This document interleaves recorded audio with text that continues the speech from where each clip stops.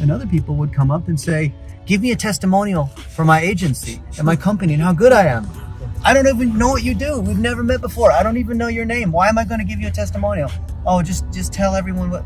No, I don't mean to be rude, and I know you really want this, and I appreciate your hustle, but no, provide value first. The majority of the communication I get from Pakistan, it looks like a mass canned message, where it looks like they sent the same message to everybody. Yes, So I instantly decline those. Yeah. Hello, sir. Kindly hire me. Need job ASAP. So gentlemen, I just asked you if it's your first trip or second trip. Gavin, you said it was your first trip. Dennis, this is your second trip, yes? Mm-hmm. Yeah. From my perspective, I happen to be Pakistani. I believe I know what the problems are in Pakistan, right? Believe. And beliefs keep on changing. Yeah. They get updated, and as the more perspectives of other people you get, you understand why we're in that situation. But we're not going to get into that. You guys are in the business of hiring people and then outsourcing them. So you cannot grow until you find a pool of talented people, right? Mm-hmm. Because you can't give people who are not, skilled enough to your customers, because literally it won't work. What is the problem in Pakistan? Why are we not able to produce valuable kids? And don't Be very blunt. No, be very blunt. No need to sugarcoat things. Yeah, because I don't sugarcoat things. I say it as it is. As you see it. So yeah, tell us how it is so we can learn from your perspective and then implement it. We'll start with Gavin because it'll be a little bit sugar coated. So on, Gavin. So the first thing I would say is English. Just especially for me, I run a PR firm, so that's even more important for that. Because if I want someone client facing, then English is clearly very important to have written and spoken. But even operationally, a lot of what we do involves either writing scripts or writing articles. The scripts are for pitching. The articles are for actually getting these published.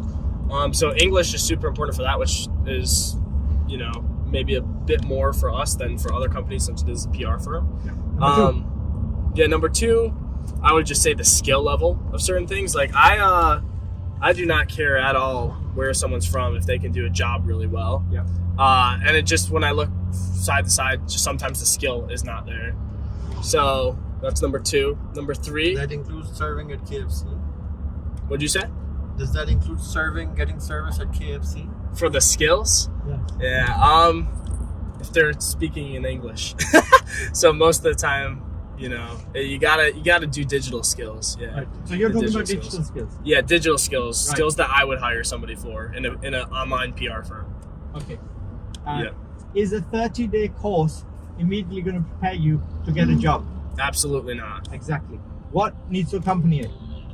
A lot of experience, a lot of trial and error. Exactly. Yeah, you have to fail That's where forward. the learning happens. Yes. The courses Number three. that you do or anything. Number three. Okay, number three. He's answering the question instead of Gavin. Well, it's true. The third thing I would say would be cultural things, right? Just little nuances between culture and that kind of goes back to the English and communication. But that'd be number three. Yeah. Okay. So be aware of other people's culture. How do we overcome that? Watch Friends. Friends, what? What Friends? Watch the show Movies. Friends. Sitcoms. Seinfeld. Yes. Yeah. And talking with American people too. I know it's easier said than done, but the internet leaves us endless possibilities. If you can help somebody and make friends with them, that'd be awesome. So the next thing I would say is the mentality. And I think this is actually potentially one of the biggest ones, which either will create you having a job or not having a job in the first place. And then once you have that job, how you'll do. Think about not what can I get, but how can I help others. Yeah. Is that 5 done? Dennis, are you done? You've left nothing Yeah. done? Yeah, I mean, that's the majority. Thank you very much. You don't Thank know, you. Dennis. The last one was the killer one, Yeah. Yeah. First is a mismatch of skills. Right. So a lot of these lower end skills like Canva, simple things that are on Fiverr that are just commodity based, Yeah. don't align with the things that the higher end clients want, which require Wow. combinations Very of nice. skills. Yeah. Some of them are AI driven sorts of tools based on GPT-3 where you kind of have to be connected in these spaces and know these people. So Gavin and I know the folks Yes. who built high level Yeah. and Descript and Jasper and WordPress and whatnot.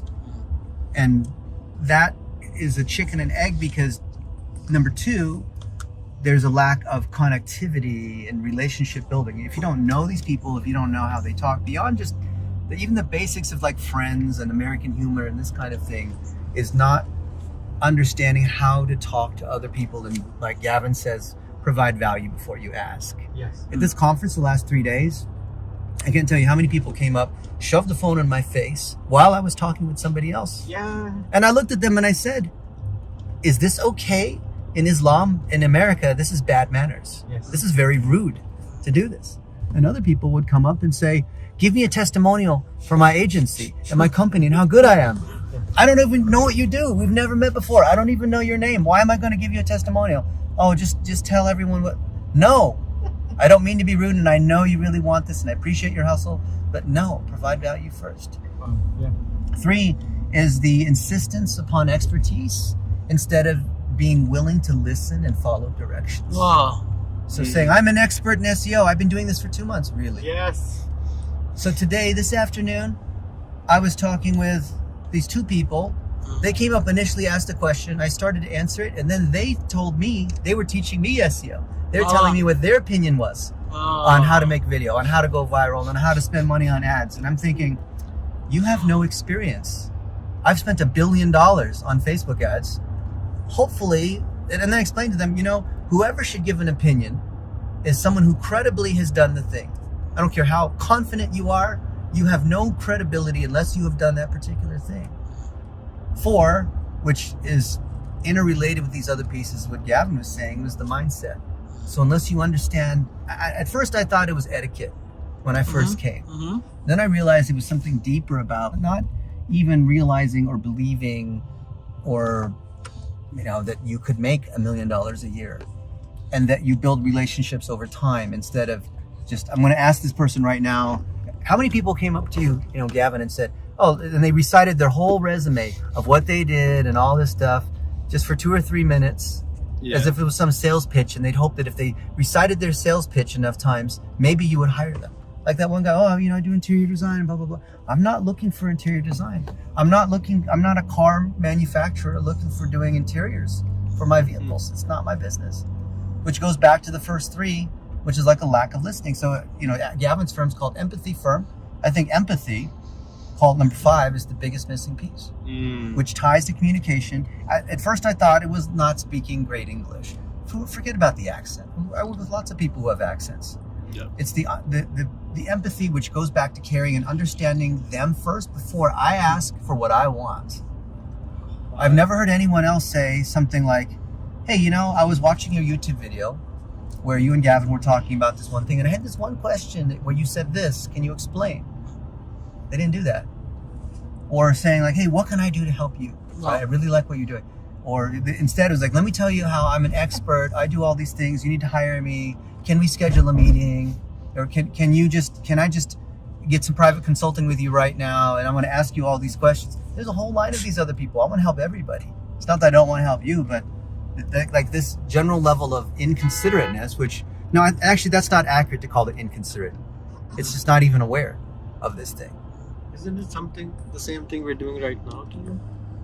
What do you mean? No. I will. The feedback you gentlemen gave us.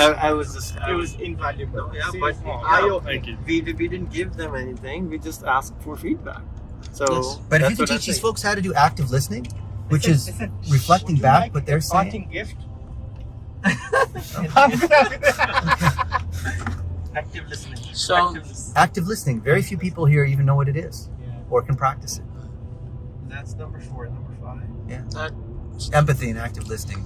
Put that in the last one. can you explain what is active listening to people who don't really understand what is active listening? Active listening is when somebody says something, you instead of just saying, yes, I understand, you repeat it back to them in your own words. So you reflect back that particular understanding, especially if there's a conflict or we're relaying back what the requirements are for the client or what their particular concern is. And so we assuage their concern by saying, yes, I understand that the main thing is that you want to leave a legacy for your company and you want your son to take over, whatever it is. In that way, they're like, oh yeah, they understand. Versus just like resume. Here's my bullet point. Look at my portfolio of all the things I've done on Fiverr. Like, I'm not going to go through your portfolio. Show that you, like, We've posted 50 jobs maybe in our Facebook group, and almost nobody in the 27,000 people has replied saying, okay, I watched that Zoom call with you and that attorney, and it was very clear the issue was that they didn't even know what to do with digital marketing. They were just trusting you, and you found this thing wrong and that thing wrong, and you're looking for some freelancers or VAs that are able to do this, this, and this. On number 1 and 2, I have some experience. Here it is. Number 3 and 4, I don't know, but I'm willing to learn.